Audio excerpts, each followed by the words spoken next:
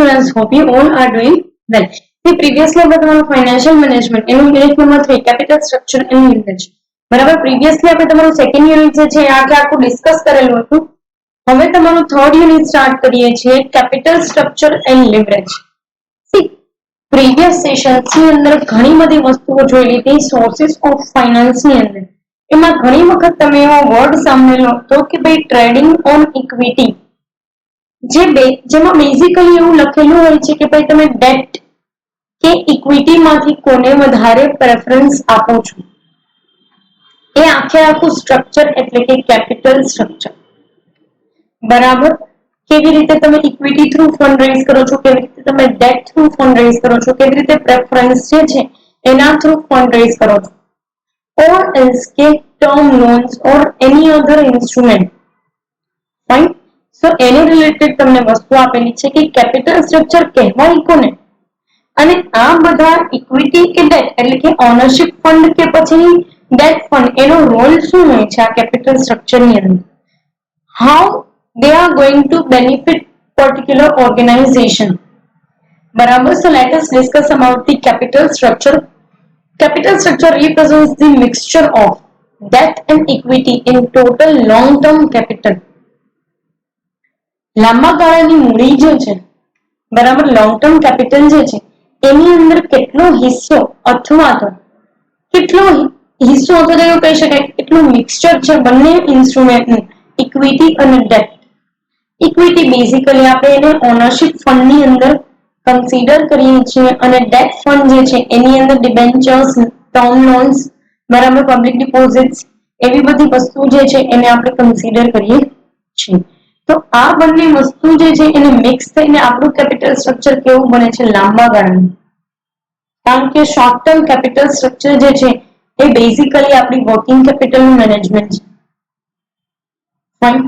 સો long term કેપિટલનું management કેવી રીતે થઈ શકે એ વસ્તુ આની અંદર આપેલી છે. The proportion of debt and equity, or more precisely we can say that the proportion of borrowed and ownership capital in the total capital represents the capital structure of the company. બરાબર. તમારા લાંબા ગાળાના સમય માટે capital, total capital ની અંદર કેટલો portion borrowed fund અને કેટલો પોર્શન ઓનરશિપ ફંડ નો છે બરાબર, એનાથી નક્કી થાય તમારું કેપિટલ સ્ટ્રક્ચર. બીજી એક વસ્તુ કે કેપિટલ સ્ટ્રક્ચર જે છે એ બનાવવા પાછળનો પર્પસ શું છે, શું કામ આપણે બનાવીએ છીએ અને એ કેવી રીતે રોલ પ્લે કરે છે એ આગળ જોઈએ. બરાબર. તમને આની અંદર એ પણ તમામ વસ્તુઓ આપેલી છે કે how it affects the firm or how firm affects this capital structure. બરાબર. તમારી કંપની કેટલા સમય જૂની છે, કેટલી નવી છે, ક્યારે એનું એસ્ટાબ્લિશમેન્ટ થયેલું હતું, ઇનિશિયલ સ્ટેજમાં તમે ક્યાંથી કેપિટલ લઈ કે ફંડ લઈ આવેલા હતા બરાબર, એ તમામ વસ્તુ જે છે જોવામાં આવે છે. બીજી એક વસ્તુ હું તમને કહી દઉં કે જરૂરી નથી કે કેપિટલ સ્ટ્રક્ચરનું મેનેજમેન્ટ ખાલી મોટી મોટી કંપની હોય કે એવી કંપનીઝ કે જે શેર માર્કેટની અંદર લિસ્ટેડ છે, રજિસ્ટર્ડ છે બરાબર, એના માટે જ આ વસ્તુ લાગુ પડે ના.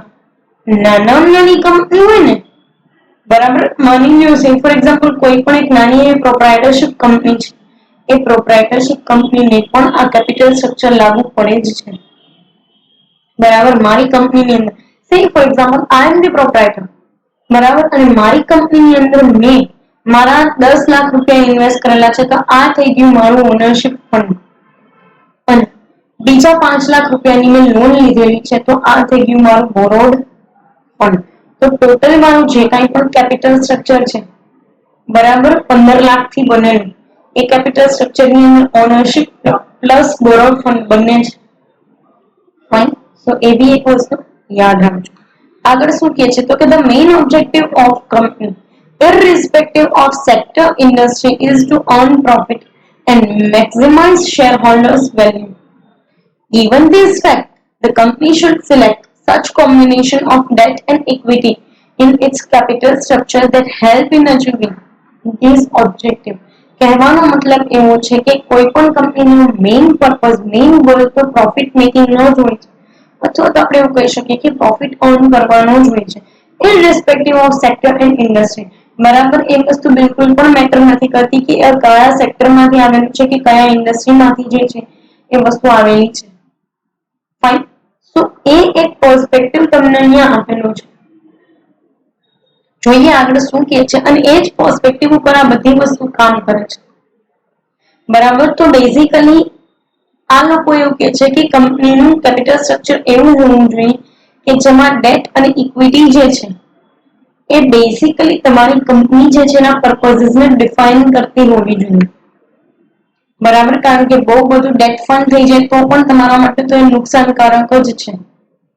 બહુ બધું ઇક્વિટી ફંડ થઈ જાય બરાબર તો બી તમારે એક લેવલ વિચારવું પડે કે આને તમે મેનેજ કેવી રીતે કરશો. કારણ કે ઇક્વિટી ખાલી ઓનરશિપ ફંડ પર નથી ને, તમારે તમારા ઇક્વિટી શેર હોલ્ડર્સ જે છે એ લોકો જોતા હોય કે તમારી કંપની કેટલું સારું મેનેજમેન્ટ કરે છે. નથી કરતી તો એ લોકો પોતાના શેર વેચે બીજી કંપનીમાં પૈસા ઇન્વેસ્ટ કરી દેશે. એને નથી કાંઈ મતલબ નથી. ફાઇન. તો એ એક વસ્તુ જે છે એક પર્સપેક્ટિવ તમને અહીંયા આપેલું છે.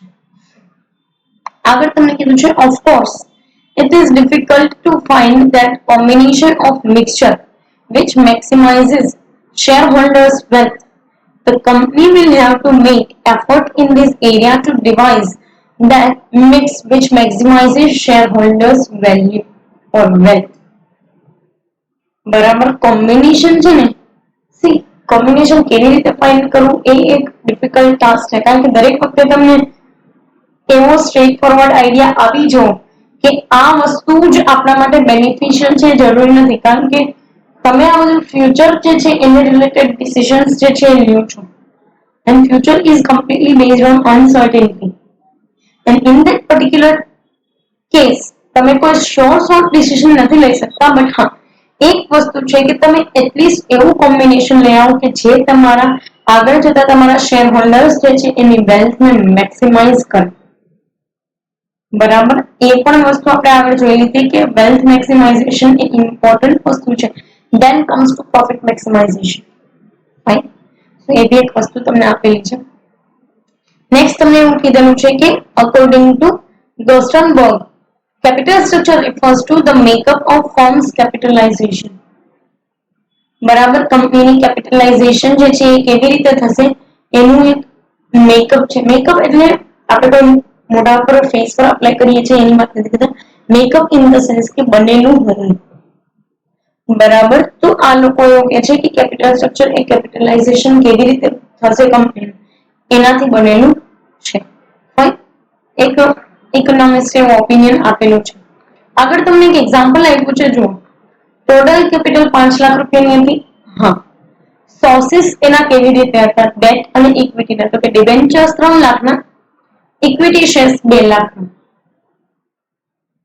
તો શું કે છે તમને? તો કે the capital structure in above case will be 3:2. 3:2. બરાબર. 3:2. That means 60% of the capital is financed through equity shares. આવું એ લોકો કહેવા માંગે બરાબર. But still, see, 60% is through debt and 40% is through equity. That is the basic idea. બરાબર. So it is probably a mistake here. But yes, 60% from the debentures and 40% from the equity. બરાબર. એ રીતે જે છે આનું mechanism થયેલું છે. આગળ જોશું કે the reason behind giving importance to capital structure is due to its impact on firm's value. Capital સ્ટ્રક્ચરને આટલું બધું ઇમ્પોર્ટન્સ શું કામ આપવામાં આવે છે? કારણ કે એ ફર્મની વેલ્યુ ડિસાઇડ કરીને આપે છે તમને કે તમારી ફર્મ કેટલી ઇફેક્ટિવ છે બીજા કંપનીની સામે કે લોકોએ એમાં ઇન્વેસ્ટ કરવું જોઈએ. So that is the scenario. Next તમને કહે છે the capital structure has the caliber to affect the earnings of the firm because capital structure itself is concerned with long-term funds which are invested in long-term fixed assets. બરાબર. Capital structure જે છે એ ફર્મના અર્નિંગને કેવી રીતે affect કરે છે? તો કે capital structure હંમેશા લોંગ ટર્મ ફંડ સાથે સંકળાયેલું છે કે જે તમે લોંગ ટર્મ ફિક્સ અસેટમાં ઇન્વેસ્ટ કરેલું હશે. Fine. So that's why it carries this much weight. Fine.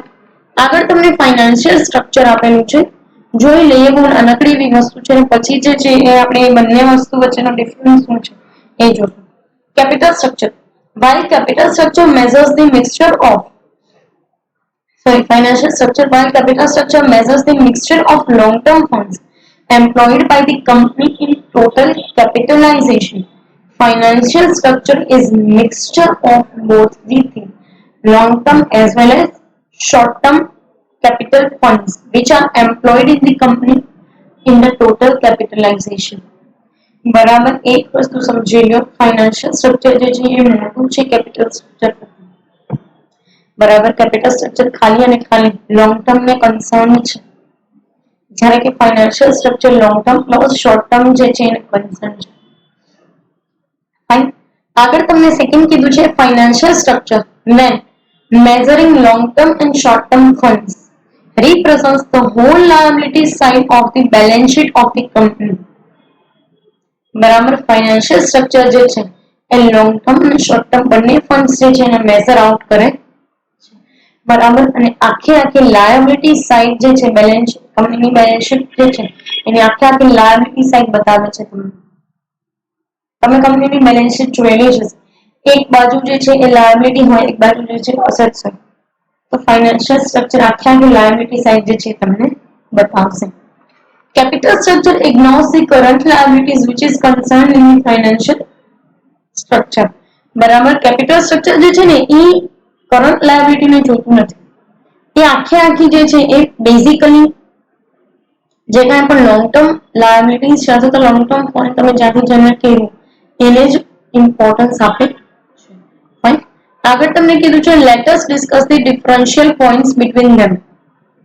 Capital structure covers only long-term funds, while financial structure includes both long-term and short-term funds.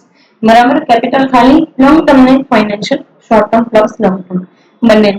Capital structure is a subset of financial structure. મેં જેમ તમને કીધું financial structure જે છે એનો subset છે capital structure. Fine. સો એ એક વસ્તુ જે છે એ આની અંદર તમને આપેલી છે. ફાઇન. આગળ જુઓ તમને શું કહે છે, તો કે capital structure is relatively narrow as compared to financial structure. બરાબર ફાઇનાન્શિયલ સ્ટ્રક્ચર મેં તમને કીધું બ્રોડ કન્સેપ્ટ છે, જ્યારે એની સામે કેપિટલ સ્ટ્રક્ચર રિલેટિવલી બરાબર આમ નેરો નથી બટ રિલેટિવલી, એટલે કોના રિલેશનમાં, તો કે ફાઇનાન્શિયલ સ્ટ્રક્ચરના રિલેશનમાં નેરો કન્સેપ્ટ છે. બરાબર. ફોર્થ તમને એવું કીધું છે કે capital structure and financial structure are not contradictory but they are the complement to each other. બરાબર કેપિટલ અને ફાઇનાન્શિયલ સ્ટ્રક્ચર એકબીજાના કોન્ટ્રાડિક્શનમાં નથી જતા, but yes they are complementing each other. એટલે કે ઘણી વખત ફાઇનાન્શિયલ સ્ટ્રક્ચરમાં તમે શોર્ટ ટર્મમાં ક્યારે તમારે નીડ છે ફાઇનાન્સની બરાબર, તો તમારે તમારા કેપિટલ સ્ટ્રક્ચરની રિઝર્વ્સમાંથી એને યુઝ કરી શકશો. Fine. So yes they are complementing each other. So yes, this is all about the concept of capital structure and financial structure. Coming session ની અંદર આપણે આઈડિયલ ઓર ઓપ્ટિમમ કેપિટલ સ્ટ્રક્ચર જોશું અને એની સાથે સાથે ટાઇપ્સ અને પેટર્ન્સ જે છે કેપિટલની બરાબર કેવી રીતે કેપિટલ સ્ટ્રક્ચર હોવું જોઈએ એની પેટર્ન્સ જે છે એને માં કરશું. પર્ટિક્યુલર આ સેશન માટે અહીંયા સુધી રાખીએ. Thank you so much.